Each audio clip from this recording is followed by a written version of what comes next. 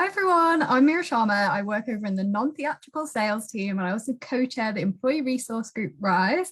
But enough about me, because I'm sure you're all as excited as I am for today's Identity Across Industries panel. A massive shout out to Fusion and the Office of Global Inclusion International for organising the event. For those of you that don't know, Fusion is VCNI's employee resource group for cultural diversity. This year, VCNI has chosen to honour the second annual South Asian Heritage Month with an esteemed group of panelists who work across various industries. We aim to celebrate, commemorate and educate. Through this panel, we're going to be discussing South Asian identity in relation to sports, well-being, creativity and history, which are all key themes of the month. For those of you that aren't familiar, South Asia covers a diverse range of cultures and consists of the following countries: Afghanistan, Bangladesh, Bhutan, India, the Maldives, Nepal, Pakistan, and Sri Lanka. Chairing our panel today is journalist and presenter Niloufar Hidayat, and I'm going to hand it over to her now to kick off the great panel. Thank you very much, Mira. Delighted to be here. And thank you to Fusion and ViacomCBS, the Office of Global Inclusion International, for organising this discussion and for inviting me to be here and share this time with you guys, because we are here to honour, celebrate and actually dig into what actually is South Asian Heritage Month. My name is Niloufar Hidayat, my pronouns are she, her, and I'm a documentary filmmaker. I've made series called Food Exposed with Niloufar Hidayat and the series Traffickers for Netflix and Amazon Prime. So plug. Go watch it, it's great. I'm currently the correspondent for Doha Debates, where I work on debate shows to try and understand the world we live in a little better. Okay, getting into the meat and bones of it then. A fun fact: collectively, South Asians make up the largest ethnic minority group in the UK. We're about 8%. However, we are very much underrepresented in many departments. Probably not accounting and law, but very much in sports, media and entertainment, which will be the things that we're going to be exploring today in great detail. There will indeed be a Q&A at the end of this, 10 minutes before the end of this session. So make sure that you have your pen and papers, what is this, 1900s? Type your questions away. This is live, I'm a real person. Type your questions away and make sure that you have whatever comments, questions. This is absolutely an open space for you to be able to engage with our astounding panelists and me on anything that comes to mind. So don't be shy, feel free to connect with us as best you can. So without any further ado, it's time to delve into this. Joining me is Neelam Gill, model and activist who became the first Indian model to work for Burberry and has since gone on to front brands like L'Oreal Cosmetics and Balmain. Check out Neelam's TED Talks on domestic violence. That's really good. Manisha Taylor, MBE, works at QPR's Academy as assistant head of football coaching for under-9s and under-16s. She delivers education around mental health for adults and children, focused projects on women and girls and anti-racism workshops as well through her company, Swagalicious. I love that. I love saying it every time. Jatinder Sadev is a renowned speaker, an author, a public thought leader, and a passionate activist fighting modern slavery and gender inequality, which we will be getting into. So glad to have him on here. So much to get into. And Jatinder, I want to get into it with you first. Yes, this idea of I want you to tell me what South Asian History Month actually means to you, and is it something you celebrate? I mean, it's only its second year, but more importantly, why do you think now is a time when we've come to recognize the need for months like this, just to be visible and seen? Yeah, no, but I think it's a really personal question, isn't it, as to what South Asian Heritage Month means and what it means to you. I can certainly talk about what it means to me. I mean, you know, growing up, I pretty much only had white friends. I went to a predominantly white school. I lived in a predominantly white neighborhood, you know, and I remember sort of bleaching my hair blonde, wearing colored contact lenses at times, even sort of using the lightening creams to try and lighten my skin. And it was only until later in the process that I realized that I had actually numbed myself to my South Asian identity. You know, I really thought it was a weakness more than it was a strength. So I actually ran away from it. So the reason why it's important for me to celebrate, say, South Asian Heritage Month is to actually, you know, recognize for myself that I am a South Asian. It's an important part of my identity. It's almost like I'm running towards my South Asian identity and giving it a big hug. And also recognizing that being South Asian is actually my superpower. So when I look at what's happening in the world today, you know, when I wrote my book, you know, The Kim Kardashian Principle, the premise of that was ultimately to say, look, not only own your uniqueness, but amplify your uniqueness, because that is what's going to set you apart. And that's what's going to really bring you a lot of inner peace and contentment. And I see that now with sort of like the Black Lives Matter movement, with the Me Too movement, with the trans movement. People are really feeling more and more comfortable to own who they are and champion who they are. So yes, I am celebrating South Asian Heritage Month this year with you all, for that exact reason, to remind myself that I am a South Asian, and that's the community that I want to be a role model for. That's the community that I want to have an impact on, and that's the community that I want to feel a kindred spirit to. Wow. That was, I'm just blown away by your utter grace, your awesomeness for sharing that with us, because there's a lot of people who are on this on the Zoom that understand bits of what you've gone through, because in a way I think we've all done that to a degree. So Neelam, I want to come to you, and then Manisha straight after to you. Why do you think it's important to celebrate this month, and what does it mean for you to celebrate it? I'm not saying that we all need like Mardi Gras. We're not all going to get dressed up in carnival suits and like eat our samosas and our saris, but there is a sense of like being seen that's really important here, Neelam.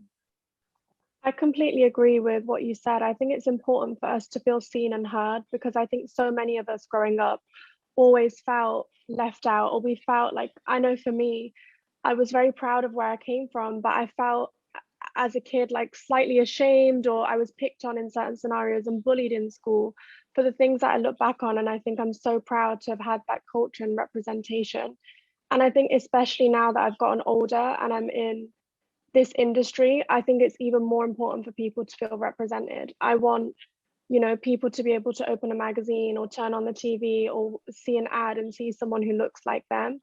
Because I think as I get older and as I become a young woman and a young adult, I think those formative years are so crucial to our development, and it actually has such a big impact on us to not feel represented growing up. Like for me, I didn't have people I could look at and think, oh wow, that looks like me, except in Bollywood.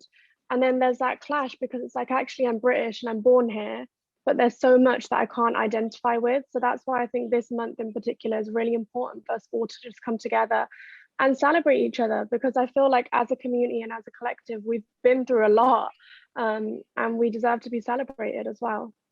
One of the most beautiful things, Manisha Taylor and BE, I just like saying that, so impressive, is as when we talk about South Asian Heritage Month, and some people might be like, well, we don't need it, you know, we're British, that's all that we need to be, that's all that we are. But actually, so far, as Neelam and as Jatinder's mentioned, you can try, but it will seep into your life one way or another. But you've actually had to fight more than that, you know, as a woman in a male-dominated industry and a South Asian. What has it been like for you, and what does it mean to you to celebrate this? Yeah, no, I agree with both what Jatinder and Neelam have said, because visibility is key. You know, we talk about representation a lot, and I think it's great that we've got so many governing bodies, stakeholders and organisations now that understand the importance of representation. And unfortunately, at the moment, we're in a position where actually, particularly in certain hierarchies and those people, you know, the key decision makers are still white and still male. And that's across industries, you know, not just in football or not just in sport.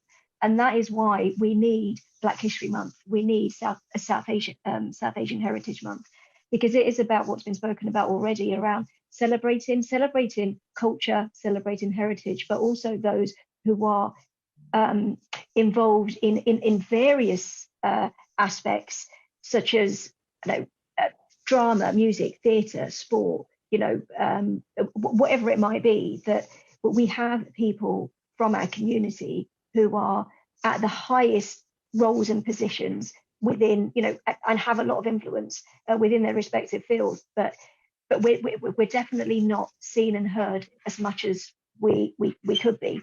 So for that reason, I think it's really important. Is that, my dear panelists, because we're always told to chup, to be quiet, to be seen and not heard? Is that because we're always like, our hand is tapped away when we try to eat before our guests? Because as women, or as queer people, or as non-binary people within the community, we are told that your identity is lesser than, is less valid than. So we have this, what feels like these countervailing forces that seem to almost pull us apart. And Jatinder, I want to come to you just because of the gravitas and the weight of what you shared with us, how incredible it was to hear that from you. Do you find it tearing you apart? All these different identities just like pulling on your different beings. Like personally, I did for the longest time, and I'm 33 years old. I'm an old lady now. And but I always feel like I have to make allowance. It's like, oh, it's okay. You don't have to call me Nilofer. No, it's fine. No, and you find yourself being pulled. Jatinder, please. You do, look, I would agree with that. It's tough navigating various different sort of identities, isn't it? Especially, I'm a first generational Indian. My parents came over in the 60s. They married in London. They had both my sisters, and then they had me. I was the youngest of 3 children.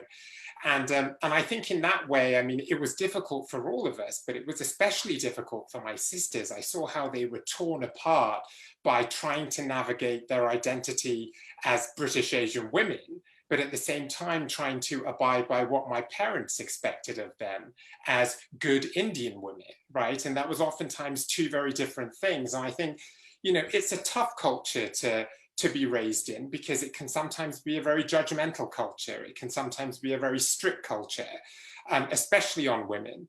So I think that does then end up sort of, to your point, sort of starting to tear you apart to a degree, because you're like, look, I want to naturally go where it's easy for me. I want to naturally go where I feel like I'm being accepted. And if I'm not being accepted by this community to a degree, then that can actually cause tension to a degree. So yes, I do see that, but I see at the same time, it's important for us to share these stories, because I think that as a community, we don't bond enough with each other. We don't look out enough for each other. We don't support each other. We don't hire each other enough. And I think that's what's so brilliant about South Asian Heritage Month, because it's actually saying, look, let us align and let us come together on our shared struggles and our shared pain, like the Black Americans have. When I moved to Hollywood, the first thing I noticed was just the general sense of camaraderie and community Black Americans had. They would pull each other up, they wouldn't push each other down. And then even the Jewish Hollywood community, how much they were so tight. And I remember I wish the South Asian community was the same, So I hope that this is a start of us all being able to share our stories, our personal struggles, and really feeling each other's pain and recognizing that we have had to work harder than many other people, without having to rabbit on. Sorry about this, but I think that people do recognize when you've arrived, for sure, and they pat you on the back, but you're never allowed to talk about what it took to get there, because if you do, that's inappropriate. So sometimes you're sort of like, can I just say that I feel like I've had to work twice as hard as you. And I kind of feel like I'm broken at this point because I'm so scarred in the process, but obviously that's inappropriate. So we just smile instead. It's complicated. And Manisha, with the work that you do with mental health, with the work that you do with women and girls, you must see this day in and day out, and especially within the sphere of sort of the sports. That's how much I know about football. The sports of it all. You must kind of like encounter this idea of cohesiveness or togetherness, or the South Asian community almost preferring or being made to be silent rather than stepping up and explaining or telling people, I've had a bad day, or this is really hard for me, or that broke me, or this is a mental health issue I have. Yeah, I think so. Two things really. So one is in relation to mental health and well-being, and the taboo and the stigma within our community, and also the other thing around being silenced. So we look at the lack of, I speak of elite football because I can see it and I see it day in, day out, that there are some sports that we know are still elitist. We know that there are people from our community who are good enough to participate at an elite level, because what we have seen is an increase at participation at grassroots, which is great because you have now community organizations that are really coming together to help with that and to engage with local communities, and not just young people and not just children. We're also talking about adults, like I think of Muslim Sports Association, for example, doing great work in East London with Muslim women to engage in cycling, in fencing. I've seen a clip of them rowing recently, and that's great, and that's what you want. But there seems to be a gap when it comes to those who are deemed to be like professional. So, whether it's to do with players playing in the Women's Super League, or whether it's to do with those playing in the Premier League or other sports, or playing, representing the national team, there's a real gap. And when we talk about being silenced, we know that there are those from the South Asian community who are good enough to play at that level. But because of the lack of role modeling, the lack of visibility, it becomes very difficult day in, day out when you do not see people that look like you. There's a real lack of empathy from those. It's demotivating sometimes. So let's tackle this, because we do want to focus on solutions. We do want to focus on where we are the brightest and how we can encourage that amongst our community. What do you see there being a way forward in that capacity, in this idea of like, I can only do what I can imagine myself doing. I can only be what I can imagine, what I can see myself as being. And if you can't see yourself, it's very hard to be that person. I wonder what you would think is a good solution to that. So a couple of things, and that is a great question. So one is around, and also and I see Neelam in this solution too, is when you do not see people like you have to be the one who's going to be trailblazing to then pave the way for other people. So that requires a lot of courage. It requires a lot of boldness, a lot of resilience.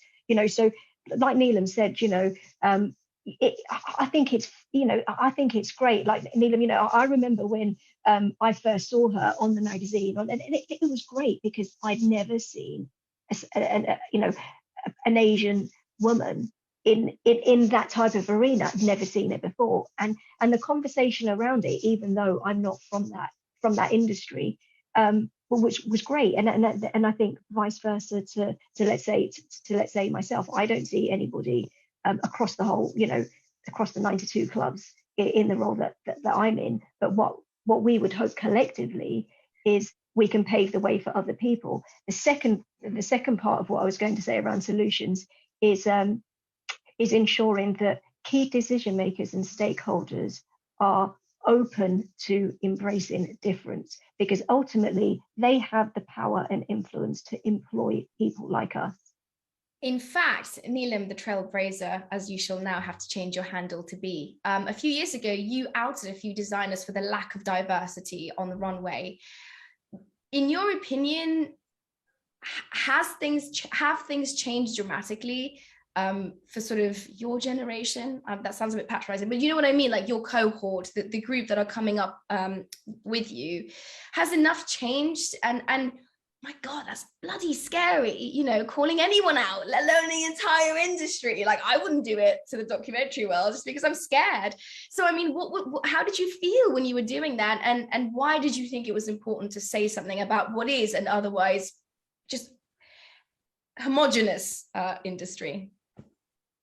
Well, I think when I first spoke about the industry, I was 18. I just started in the modeling industry, and I didn't really know the gravity or the weight that my words would hold, because I'm such an honest person and I say things as it is. And because I was the first Indian model for so many brands, that came with the privilege of me being asked my opinion on things. And when someone asked me, I told them the truth that, hey, yeah, it's great that I'm doing this, but I'm the only one here. And actually, I feel out of place. And actually, I feel like loads of people want to use me as a token. And actually, these brands haven't used a woman of color in 30 years. And I just kept going on and on and on, because I was being honest, and I couldn't believe that it was this elephant in the room that people were kind of afraid to talk about because they didn't want to, you know, upset anyone in the industry.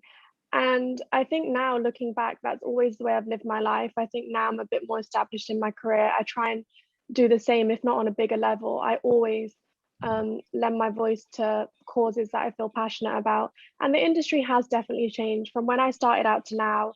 If you look on covers, they are way more diverse, but as I always say, there's still a way to go.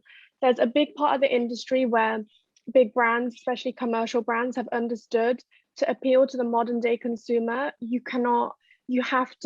Everyone wants to be seen and heard. Like, people want to feel that representation, they want to feel visible. But then I think there's a small portion of the industry that is still very elitist. And I don't know if that will ever change, because a big part of the fashion world, and predominantly the high fashion world, is the illusion of being untouchable and selling this dream. That's what fashion is about, you know, that it's amazing, it's ethereal, you're selling a dream, you're selling a moment. So I don't know if that will ever change, but I would say I'm at least happy with the progress that's been made in the meantime. This is almost cathartic for me, sat here talking to you three. Still, we're joined by Jatinder, Neelam, and Manisha, who are talking through what it means to be part of the South Asian community to honor South Asian Heritage Month. And so we continue. Imposter syndrome. Put your hand up. And those of you who are watching at home or wherever you are at work, put your hand up if you've ever felt imposter syndrome. Yeah, I took a punt, by the way. I didn't tell them that I was going to ask them this question, but I think it's, you know, going out on a limb here, but I think it's something that a lot of us who have made it to a sort of stable level in our careers feel. I don't care if you're an accountant, I don't care if you're in HR, I don't care if you are the person that orders Staples or you are the face of Burberry or whoever else you might be. That sense of like, I got here, but I don't really deserve to be here because I'm not who they think I am, comes with being a trailblazer to a greater and lesser degree. And as a South Asian person or someone who believes that they're from that community, identifies with that community, that can be a kick in the teeth sometimes, because you're being told this is a terrible idea, you're never going to make it, our people don't do this. And then you feel that, and then you make it, and then there's just sort of like a sense of trepidation or uneasiness. I know I felt it. I had to go to therapists to deal with it, with what I was being asked to do and the fact that I could do it. So Jatinder, I want to come to you first. Imposter syndrome, when did you feel it most acutely? And did you get over it? If not, how are you going to get over it? I can tell you when I didn't feel imposter syndrome, all right? Yeah. And that was, I remember the first time I actually flew in from the US to meet with my UK publishing team for my book, and they had very swanky offices, and you could see the 3 levels of it was all glass, so you could see the 3 levels of the building from the foyer. And I remember walking in, and I looked at all 3 levels, and I could not see one non-white employee in the entire publishing office. And I sort of felt upset. I didn't feel imposter syndrome at the moment. At that point, I felt upset. And then I remember us going into the meeting and everybody being really excited, and there were about 15 people there, 4 editors, blah, blah, blah. And there were no non-white people there again. So, you know, in a way, it would almost be too easy for me to think that, you know, I was invisible, because I wasn't. At that moment, I was painfully visible, you know, but what the issue was there was I was utterly ignored as being a South Asian. Wow. I just didn't want to be seen as a person. I wanted to be seen as a South Asian, and in turn, allow other people to recognize that you don't have any other South Asians around you. And if I'm writing a book that is part memoir, how are you brilliant editors going to be able to relate to what I'm saying in my experiences? So, I think that sometimes really gets me into a place where I'm sort of like, oh God, like I wish that would really change, and I wish we would consciously make an effort. But what we can do about it, to your point earlier in terms of solutions, is look inwards and look at how we can band together, like the Black Americans did with the Hollywood So White movement. They boycotted the Oscars, right? By saying that, look, we're not going to go because you keep casting us as the comical or the silly people, and we actually want to be mainstream men and women. I mean, that was their point. So I think that there's an opportunity for us as South Asians also to actually come together and form that power in its collective, and then sort of start some kind of movement, as opposed to always put the emphasis on somebody else, another brand, to make a change, because oftentimes those brands don't have the incentive. I mean, what is the incentive for that publishing house to change? Exactly. Not a lot, right? And there has to almost be and correct me if I'm wrong, Jacinda, but we're not asking everyone to like buy a t-shirt and a mug and like sign their name on the dotted line. It's more a case of like, it's a general feeling. It's a way of approaching something. Manisha, you were nodding your head quite vigorously as all that was being said. I want to know what you think about imposter syndrome, and when you felt it and when you felt it leave your body. Oh my God, all the time, actually. I was laughing because when Jacinda said painfully visible, that really resonated with me. And I remember that QPR, those who know of QPR, is a very multicultural club. And so me coming into that environment, I didn't feel left out in any way. As a South Asian person, I'm the only South Asian person, let alone female, within the role. But because the club is so multicultural, I didn't feel any different. And it was only when I started to go to conferences, so it would be like the league and the Premier League conferences outside of my immediate workplace, games on a Sunday where you're now interlinking and mingling with opponents and other clubs. Environments were very different. And I remember the first time I was asked to go and represent the club at a league conference, and I parked my car and I had to take a few breaths because I was really nervous. And you start questioning and doubting. The reason you do that is because you have this voice in your ear that keeps saying, right, you're more than capable and you're competent, because if you wouldn't be in the role that you're in. However, self-doubt starts creeping in because of perceptions and because of people around you. You start seeing that you don't see people like you, so you become painfully visible, don't you? Because it's very clear that you're different. And I remember walking into the room and it was as if people were staring, and I don't think anyone was doing it on purpose, because I also questioned, was it me and the fact that I thought people were looking, because I was different. And I sat down. There was only a couple of people I knew, but I looked around, and the reason I looked around was because it became so obvious how little representation there was. And I just thought, wow, that if we're asking for more, and we're asking for greater representation, and we want people to feel comfortable, God, we have to do better, because I'm walking in there and I thought I saw one other female. There were more than 40 men. No doubt there was some representation within the men that were there, but as a female, let alone anything else, I thought, wow, it's me and one other. And then as an Indian female, I was the only one. Right. And that, for me, I've become so used to that now, if I'm honest. Yes. I've become used to it. But that's hard. I think that's hard. And like you did, you took a moment. Like, one of the things that I will say, because we are coming short on time now, one of the things that I will say is, people assume that you've just arrived at your destination, like, oh, I've just arrived, here I am, I've made it, I'm successful now. But every one of your bad days are part of the journey to get you to that place. And every time you felt exasperated, every time there was a failure, that gets almost like negated and turned into nothing. And every day you woke up and you're like, I cannot do this again. I don't want to go into work. I don't want to write this thing. I don't want to go to this place. And you get up and do it. That is as much part of any success story. Might not make it into the memoirs quite the same, but it's as much part of the story. Neelam, I want to come to you with a big one, imposter syndrome.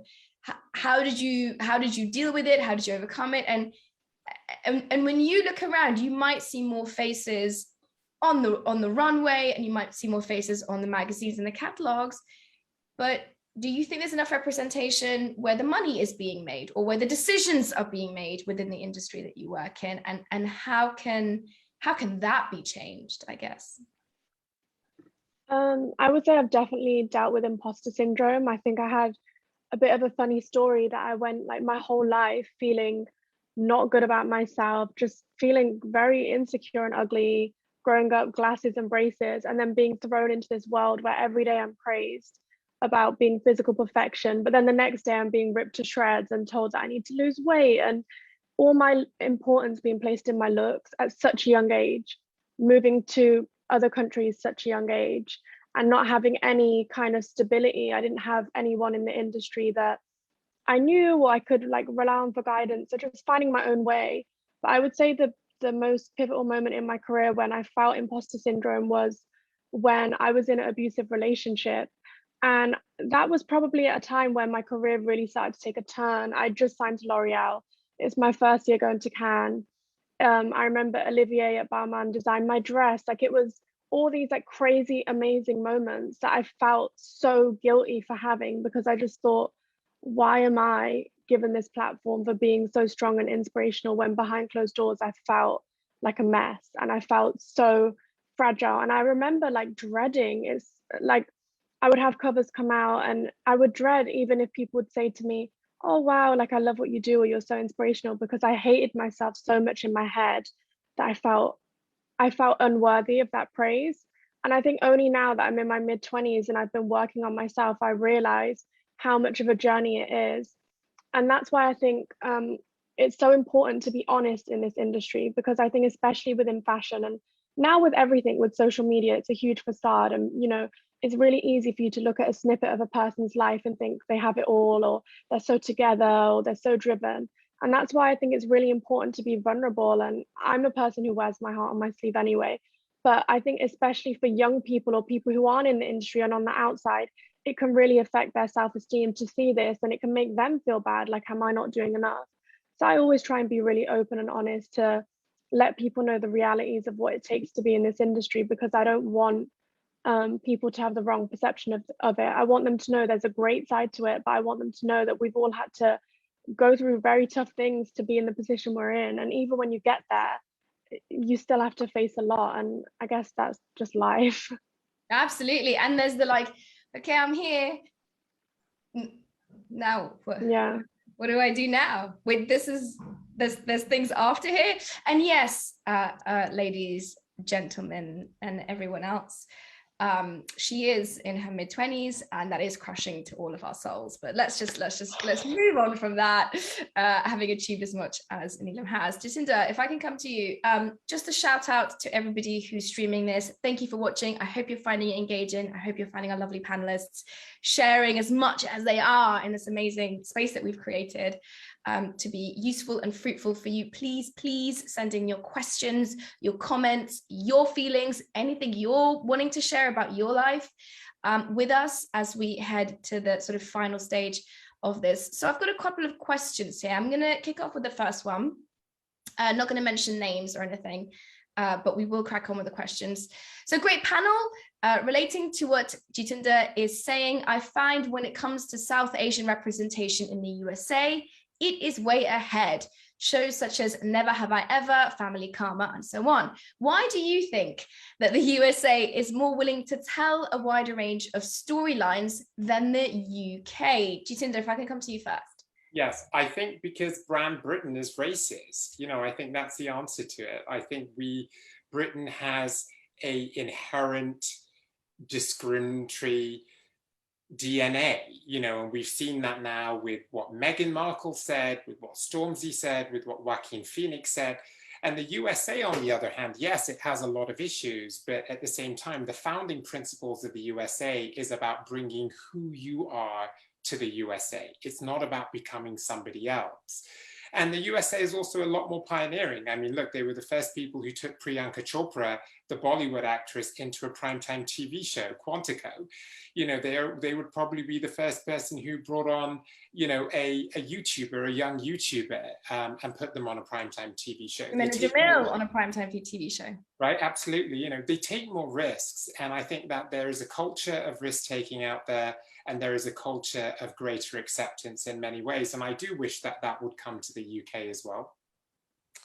Does anybody else want to get in on that? I've got another couple of questions that I might jump to next. Okay, so question 2, Asian and even South Asian are broad labels. It helps connecting Asian communities together for activism. However, at the same time, does it create issues with seeing the community as a monolith?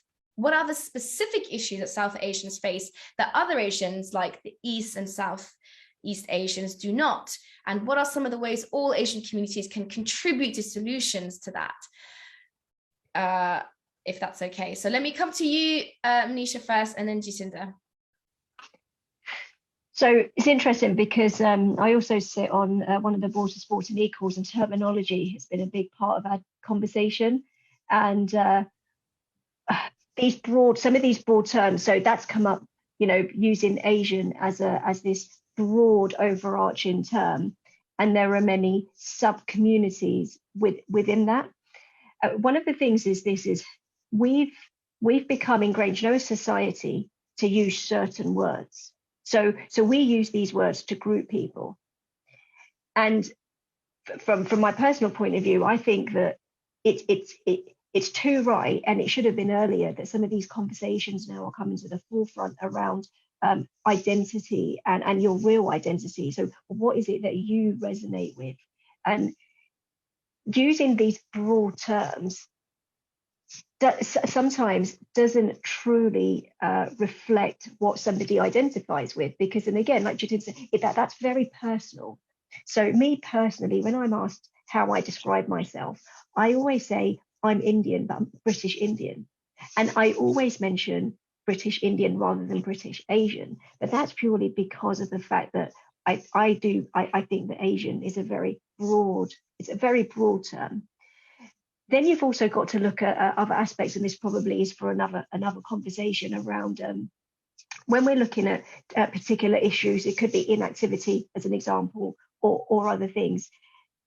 Not everything relates to a certain community group, and there might be certain things that affect a particular group more than others, which is where I think using a broad term can be really unhelpful. Thank you very much. Jacinda, can I just come in for a quick bite from you before I go on to a question? Yeah, only to say that I completely agree with everything that Manisha said, and she's far more qualified to answer that question than I am. So yes, absolutely. 100%. Good. Yes, absolutely. We will quote you on that. So another question has come in from our wonderful viewers watching us live right now. This is for you, Neelam. Who were your inspirations in the fashion world whilst growing up, and have you now seen more doors openings for South Asians working in fashion? I would say my biggest inspiration growing up was Naomi Campbell. I think I always looked up to her as being a pioneer, and I felt like she was so just strong, inspirational, amazing. And I think to this day, her career inspires me. I think when I moved into the industry more and I learned more about fashion, one of my biggest inspirations is Yasmine Gaori. She's a Canadian, I think, Pakistani model. She's a muse for Chanel, Yves Saint Laurent, a really, really esteemed runway model that I just think she's amazing.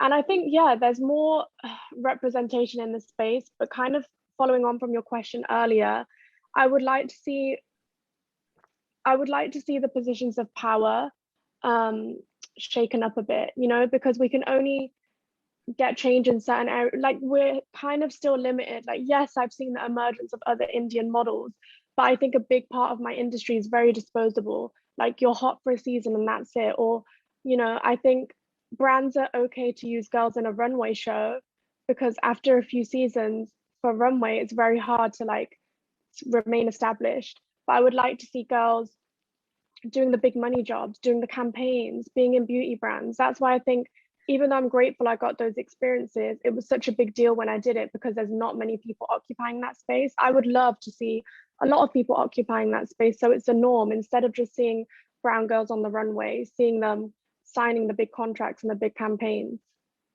Yes, absolutely. Could not agree with you more there, Neelam. One more question to everybody before we sign off for the day. But before that, just from me, it is so enriching to me as a person of South Asian heritage.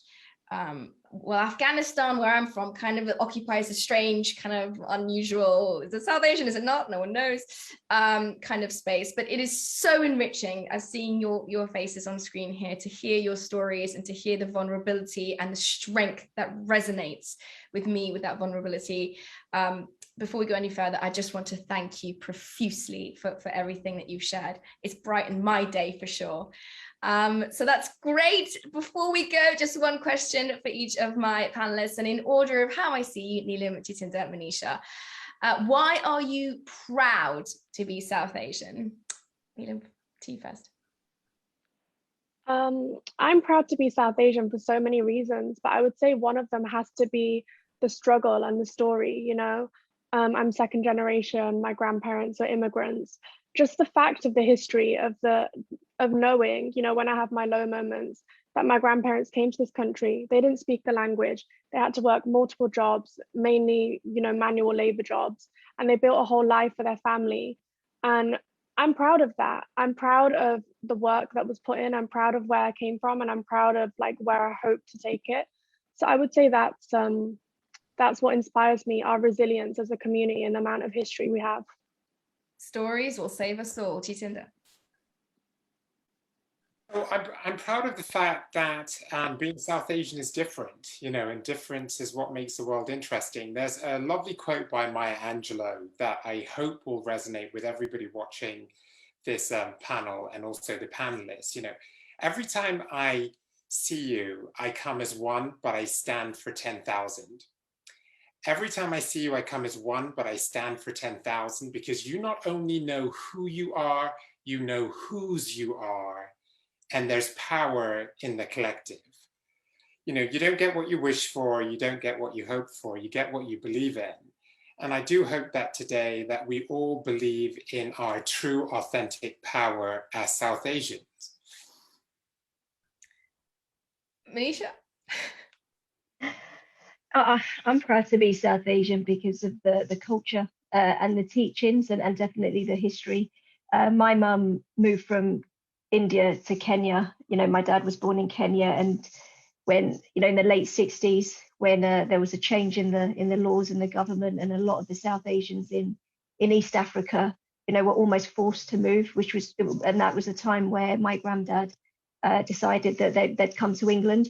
My mum and dad didn't have an education. You know, they left school probably, if we say in our terms now, early secondary school is when they left school. So, you know, they didn't have those, you know, like our GCSEs and that type of thing. So a lot of labor type work, and it was difficult. I remember having conversations with my parents around what was it like when you moved here at that time, and you know, they would share stories around seeing signs, which is no blacks, no Asians, you know, and that's what they grew up with. So similar to what Neelam said, I think that struggle and that fight of we were not educated, but we moved for a better future for our children, that was then passed on to me, my brother and my sister.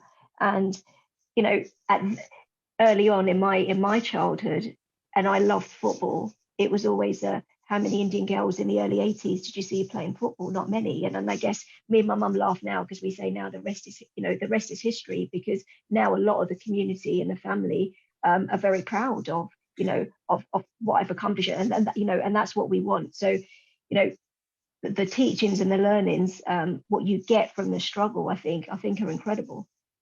Absolutely. And on that moving note, it is time to wrap up the panel. I know you want us to go on for hours and hours more, but we've all got jobs that we need to get to. So that is enough from me. If everyone could just stay muted till the end until we finish the chat. I just want to say final thank yous. Thank you, Neelam Gill. Thank you, Manisha Taylor. Thank you, Jitinder Sadev. You have been incredible and moved me to tears with your contributions. Thank you once again to Fusion Employee Resource Group for organizing this panel. Thank you for having me. And if you'd like to hear about future panels, please contact the OGI team to sign up to Fusion mailing lists. Thank you to everyone watching. Have a beautiful day. I'll see you guys later.